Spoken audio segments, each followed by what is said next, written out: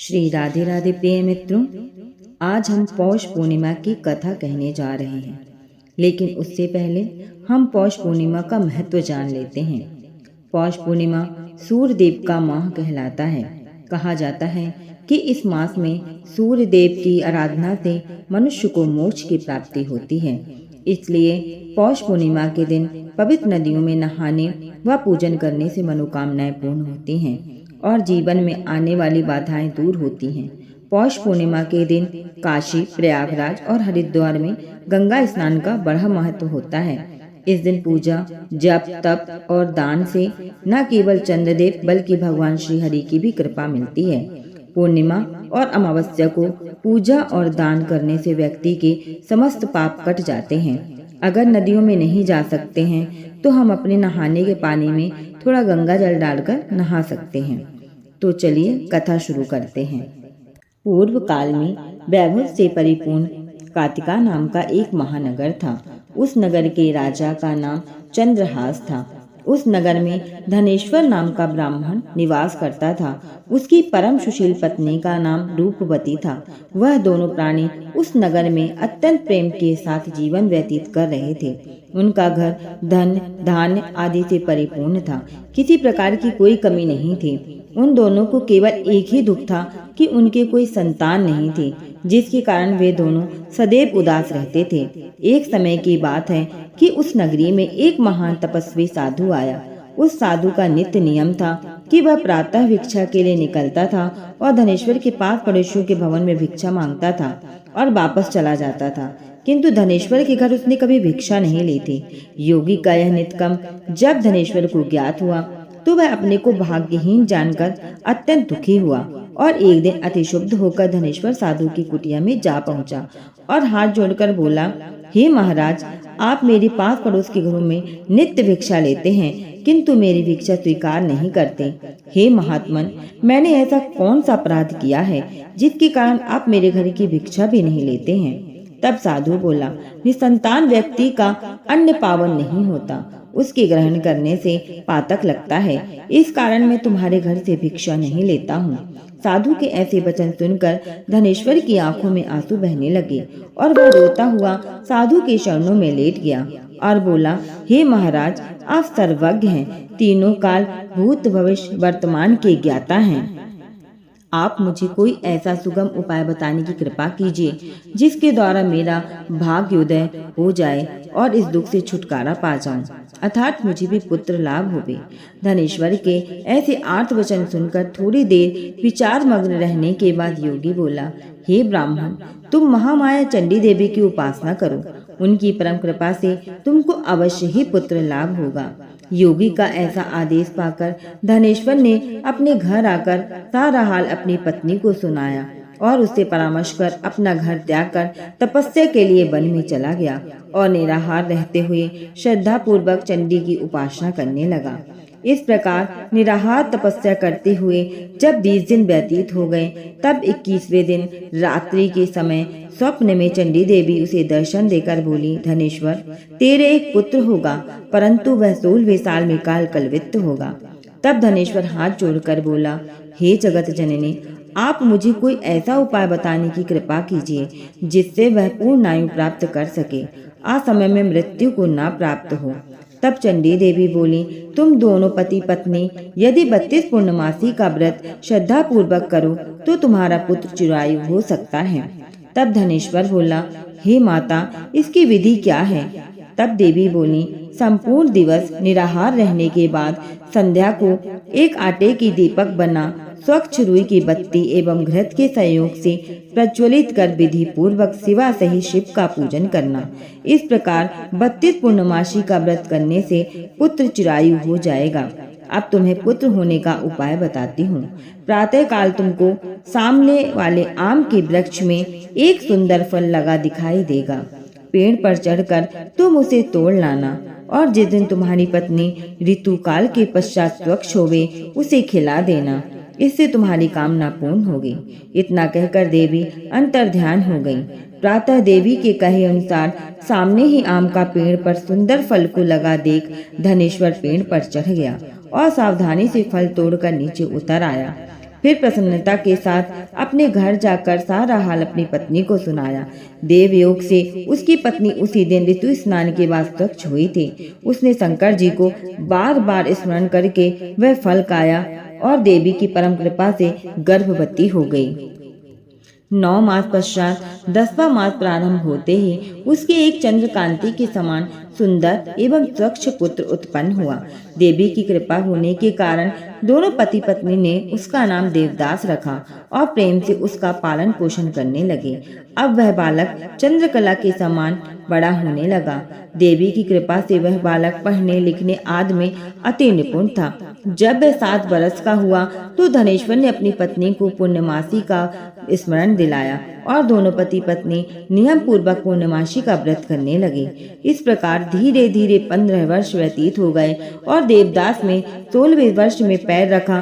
तब धनेश्वर अपनी पत्नी से बोला, देवी की कथनानुसार देवदास 16 वर्ष का होते ही काल कलवित्त हो जाएगा, किंतु यह हम अपनी आंखों से कैसे देख सकेंगे? मेरा हृदय तो अभी विदीर्ण हो रहा है।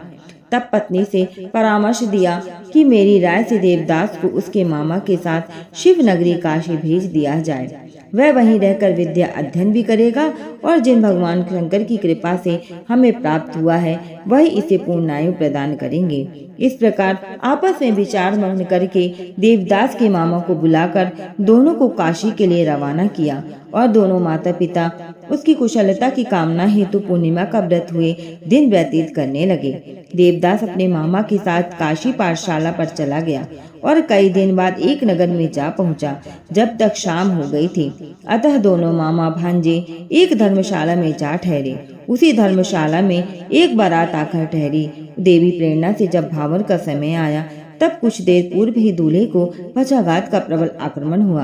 दूल्हे पिता आदि संबंधी अत्यंत विकल हो गए। तब किसी ने परामर्श दिया कि इसी धर्मशाला में अमुक कमरे में वर के अनुरूप एक युवक ठहरा है, उसी के प्रकार संतुष्ट कर उसी के साथ भावरें डलवा दी जाएं और अन्य जो भी कार्य होंगे वह वर के साथ हो जाएंगे। सबकी सम्मति से लड़के के पिता ने देवदास के मामा के पास जाकर निवेदन किया कि आप अपने भांजे को कुछ देर के लिए मुझे प्रदान करें जिससे मेरे पुत्र का विवाह कार्य संपन्न हो सके।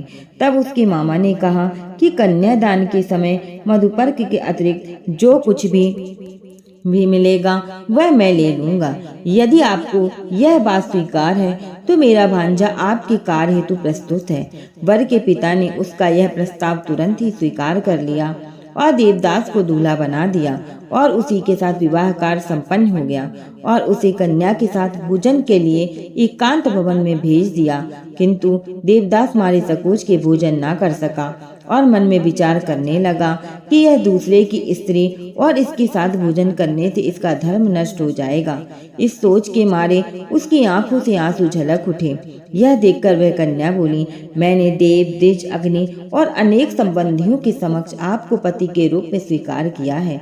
अब मैं किसी दूसरे को अपना पति नहीं बना सकती हूँ।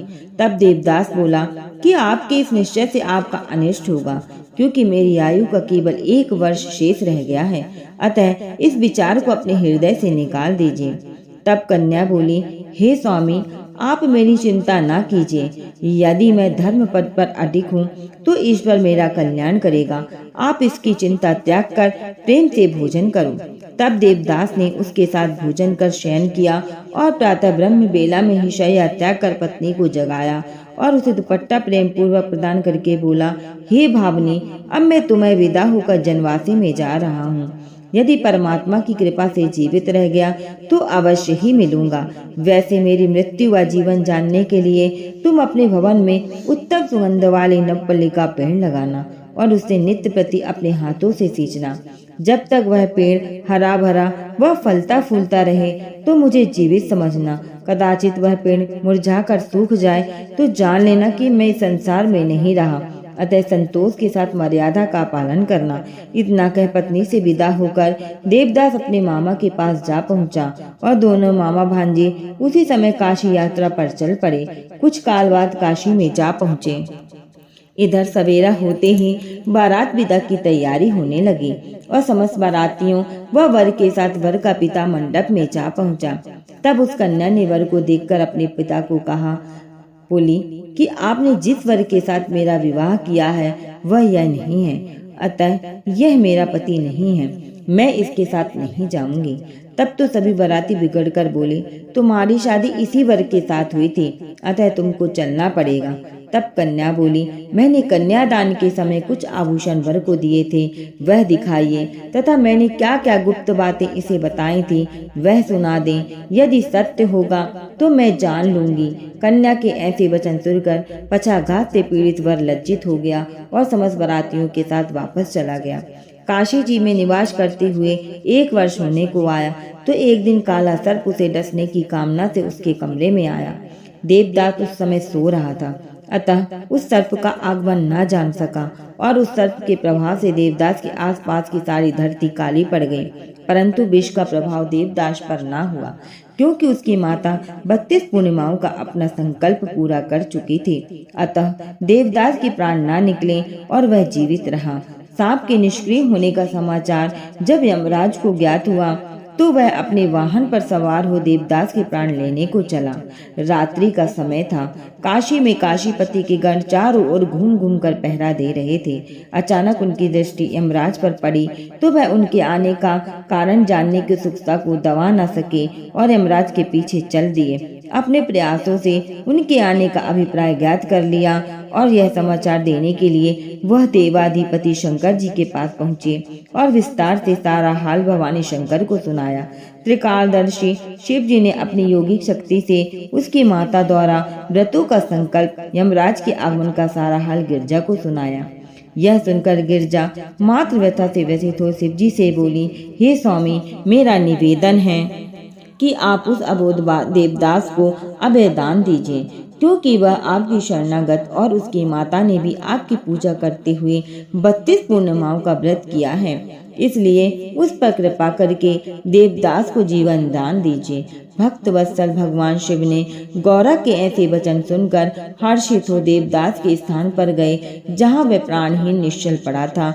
उसके मुंह में एक अमृत बूंद डालकर अंतर ध्यान हो गए और देवदास सोए हुए व्यक्ति के समान उठ बैठा और अपने मामा से कहा कि 16वां साल भगवान की कृपा से पूरा हो गया है, इसलिए अब घर चलना चाहिए। यह विचार करके घर के लिए चल दिए। इधर उसकी पत्नी व उसके आदेश के अनुसार नवपल्लिका का पेड़ लगा नित्य पावन जल से सींचती हुई अपने पति के ध्यान में मग्न रहती थी। जब यमराज ने देवदास के प्राण निकाले तब नवपल्लिका के मुरझाए हुए पुष्पों को देखकर वे अति व्यथित हो गई और कुछ काल बाद ही जब देवदास को शिव जी ने जीवित कर दिया तब नवपल्लिका के पुष्प पुनः सुरक्षित एवं पूर्व प्रभा युक्त हो गए। यह देखकर आनंददाती रेख में अपने पिता के पास जाकर बोली, हे पिताजी, मेरे प्राणनाथ जीवित हैं, आप मेरी विनती पर ध्यान दीजिए और उनका पता लगाने का प्रयत्न कीजिए। अभी बाप बेटी में यह बात हो ही रही थी कि बाहर से समाचार मिला कि आपके दामाद देवदास आपके द्वार पर आ गए हैं।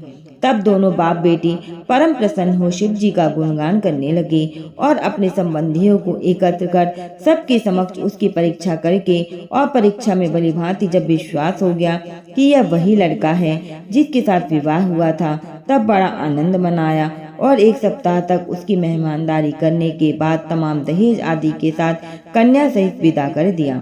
देवदास पत्नी तथा मामा के साथ अपने गांव जा पहुंचा और पहुंचकर पत्नी सहित माँ बाप के चरणों में शीश नवाया। माँ बाप परम प्रफुल्लित हुए और दोनों को अनेकानेक आशीर्वाद देकर गले से लगा लिया। धनेश्वर ने अपने पुत्र को मृत्यु भय से मुक्त हो जाने पर बड़ा भारी उत्सव किया और ब्राह्मणों को अति प्रसन्न हो दान देकर संतुष्ट किया। यशोदा